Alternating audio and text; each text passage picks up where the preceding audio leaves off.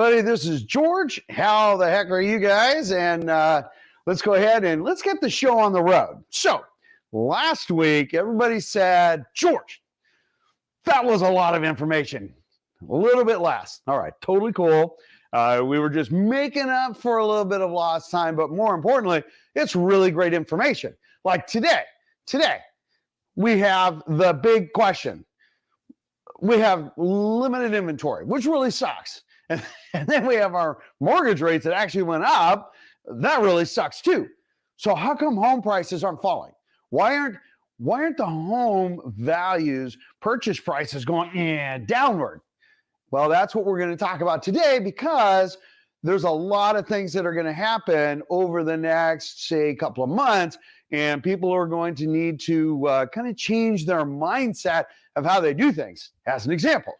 So I have what is called the vacation trifecta, and that is coming up like imminently. And you might be saying, the what? And I call it the vacation trifecta. So first we have Memorial Day that's coming up here in about, let's say 10 days. All right. And then you have kids getting out of school. That's going to happen over the next 3 weeks. So then you have July 4th.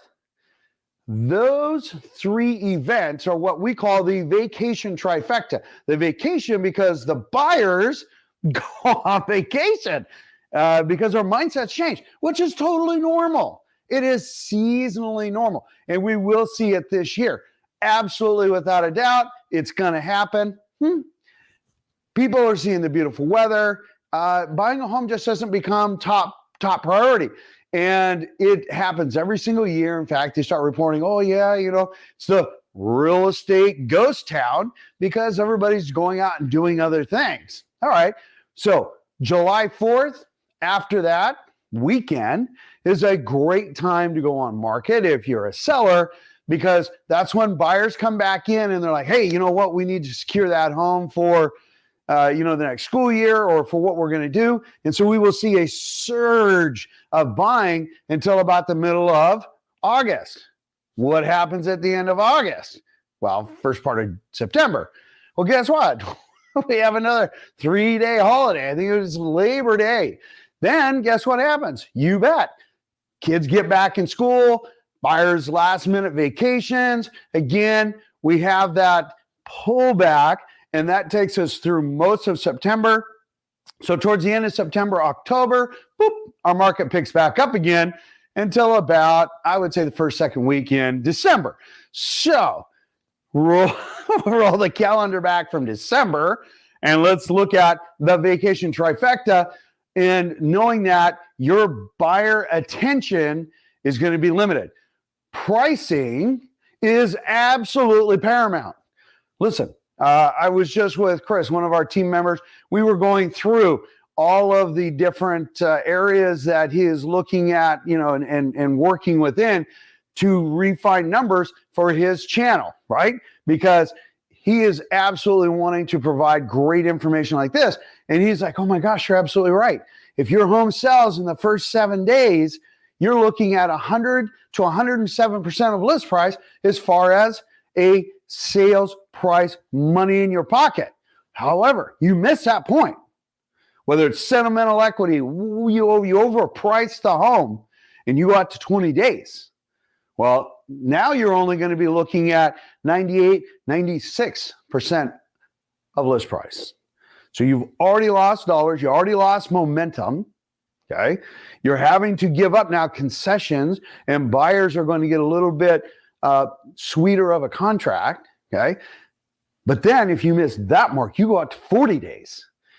Now you're only looking at 92, 93% of actual list price. So now you're actually losing even more dollars that should have been in your pocket, because well-priced homes selling within 7 days get between 100 and 107% on list price. That should be everybody's target. And if this does not make sense to you, look, post a comment, reach out to us. I will statistically show you consistently how this is a actual statistic you need to pay attention to. That is super important as you're looking at The trifecta of buyers going on vacation, because it's happening. It is upon us. So, all right, going to get off my soapbox.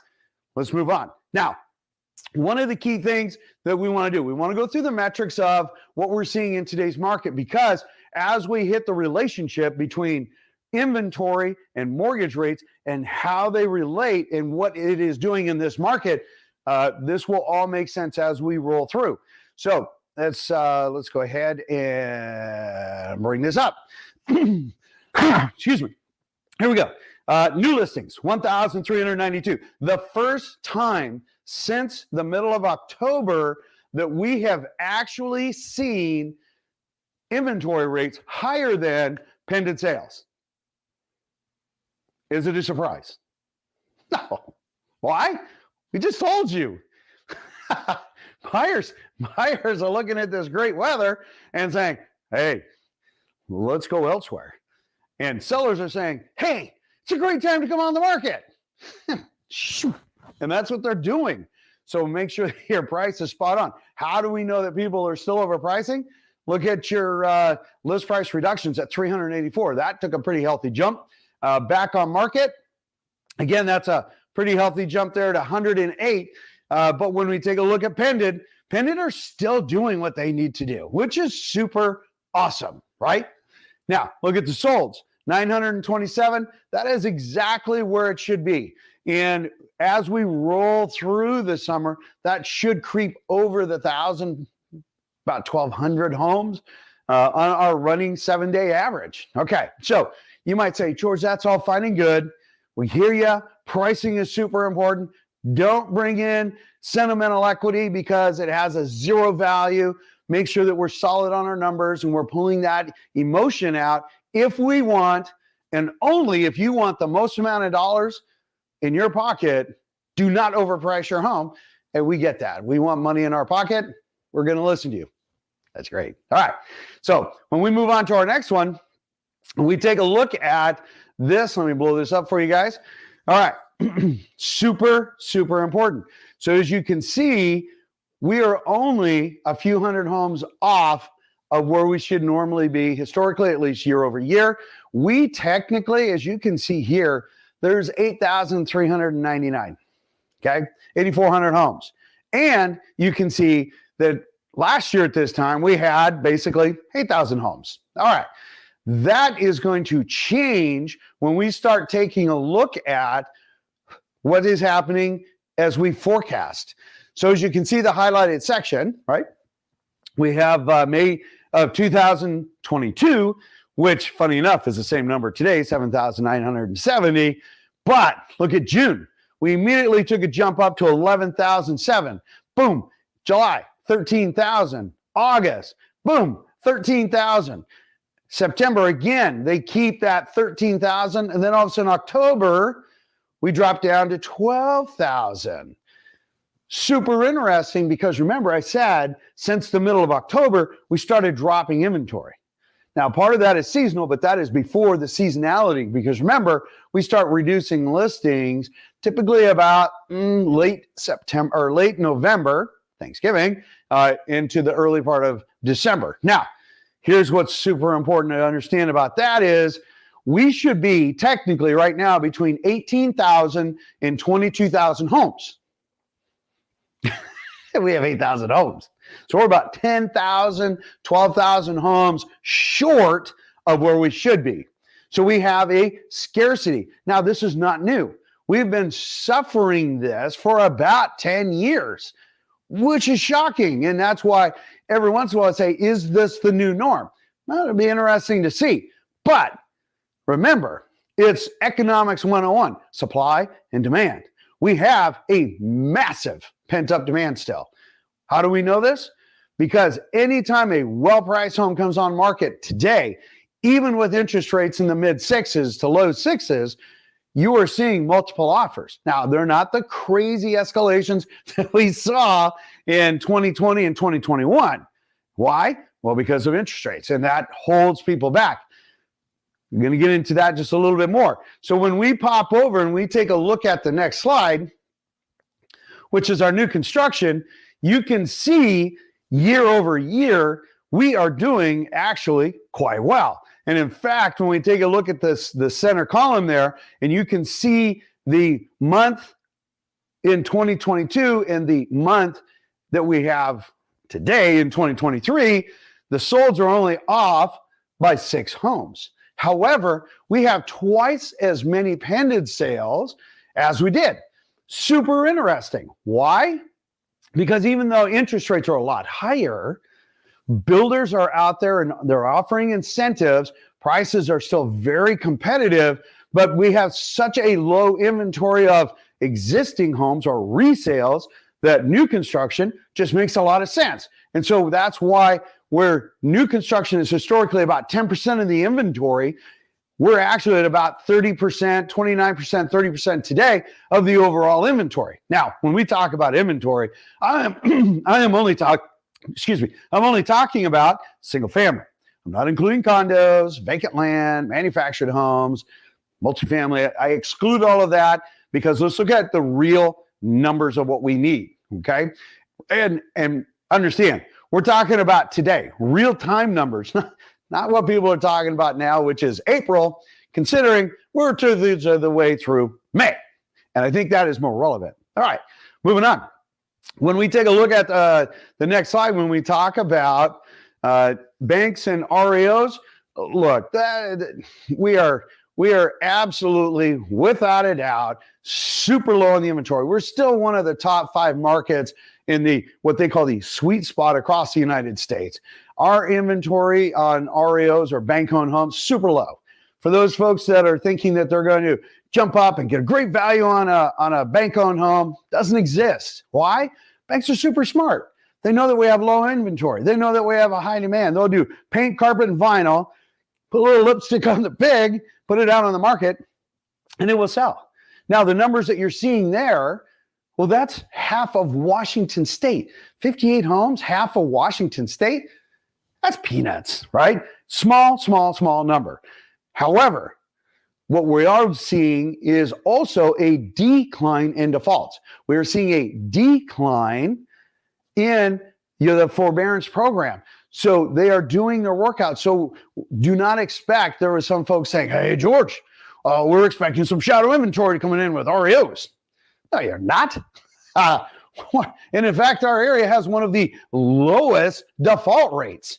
And I don't know where you were thinking that you were going to get this big number. And they're like, well, we're taking a look at what's going on in some areas like Arizona and Texas and over in where Detroit is and Michigan. And I'm like, those aren't even our market areas. So anyway, make sure that you're looking at relevant information. This is free. Remember to subscribe. Remember to like this channel.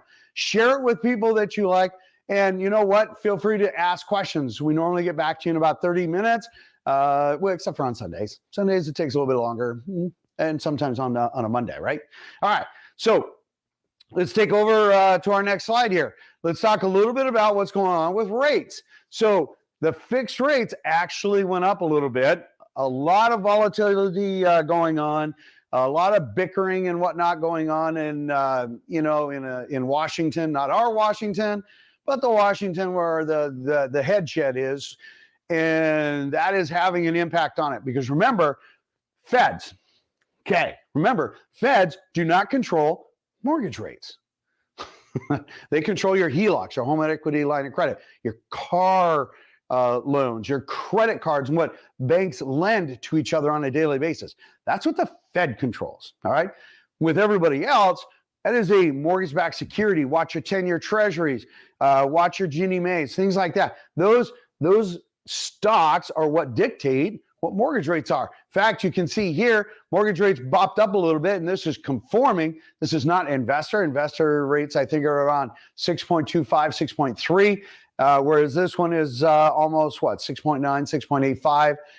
And remember, this is another thing, because it's a stock, right?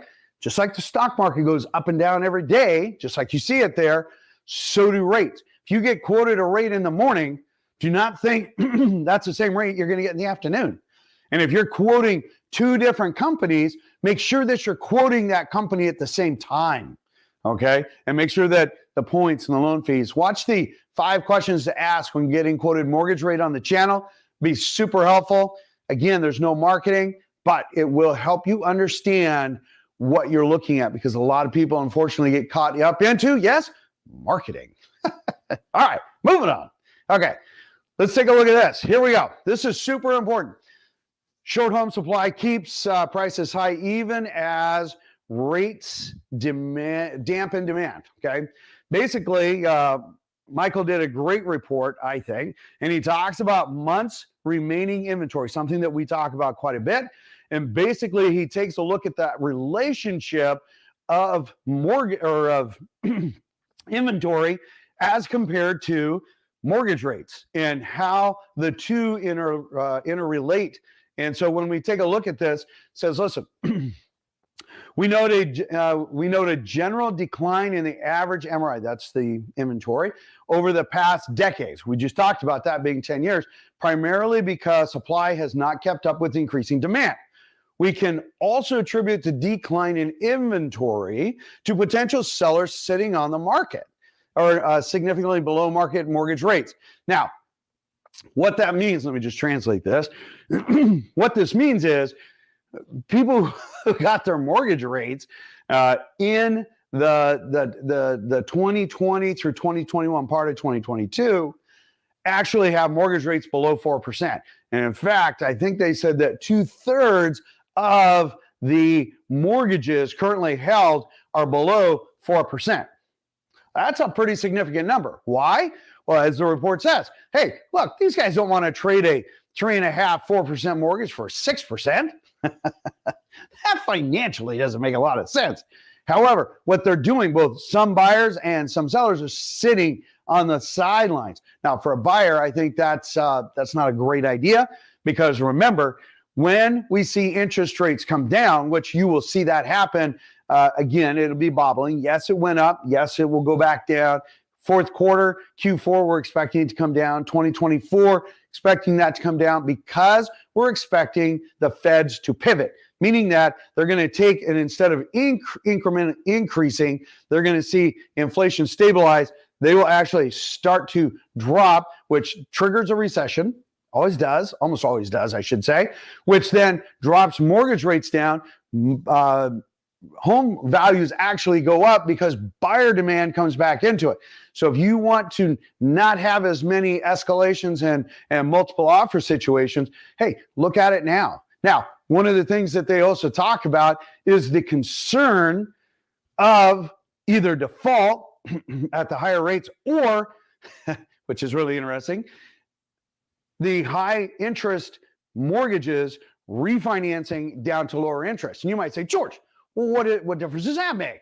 It's a big difference, you see, because you get all of these banks and they all make, a couple of $1 billion loans, 100 loans here, 100 loans here, 100 loans here. They package those together and they sell that out on the market called a mortgage-backed security. Your hedge funds, your insurance companies, people like that who need stability, right? They will buy them because it's stability that they are getting, right? Because the reality is you're going to pay your mortgage. Go figure. Now, if people start cashing out of that, they refinance, that lowers the value of that mortgage-backed security, which creates concerns. It's part of the reason why they charge some loan fees, and points and add-ons, things like this, so that they can offset that. Okay. Understand, when they're taking a look at inventory versus mortgage rates, the two go hand in hand. And that is very clear in our area. So you saw we have a very limited inventory. We are 10 to 12,000 homes less than where we should be. Okay. Now, take higher interest rates, but we still have that pent-up buyer demand, which is keeping everything at value. We drop the mortgage rates, a lot more buyers are going to come into the market. It's going to drive our prices a little bit higher, pull our inventory down even further, and then we're going to start running into what we had in 2020 and 2021. Keep that in mind. All right, as we move on, remember, the good news is they have stopped that crazy, additional points or fees if you had good credit or, debt to income ratios and things like that, that people were, well, it just didn't go over so well. They've always charged it. I don't know why the media got a hold of this. Yes, the problem is that the concept was sound. It's just how they were doing the calculations was just crazy. And then, of course, everybody had a freak out. So this actually helps everybody that is not putting 20% down, just FYI. So that balance will probably resurface again, probably in November. Don't be surprised if you see something like it. And in the meantime, you betcha, smash that subscribe button, share and like the channel. Ask your questions. We love questions. Give us questions. And again, there's no strings attached. There's no selling. The goal is that you are able to make the best business decision possible when the time is right. And that's what all this is, okay? If you have questions, reach out. In the meantime, you guys have an absolutely beautiful day. And I will talk to you guys later. Take care.